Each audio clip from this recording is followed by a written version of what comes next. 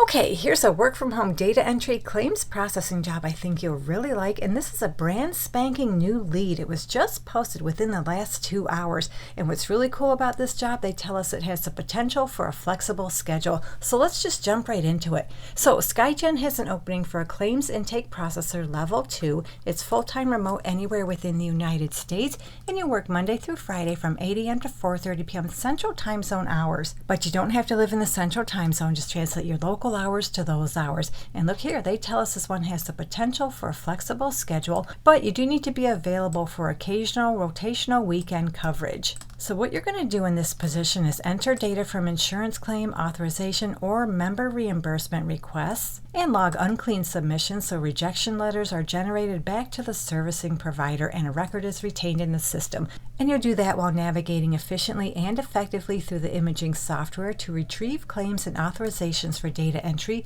while maintaining proficiency with data entry guidelines and unique client requirements.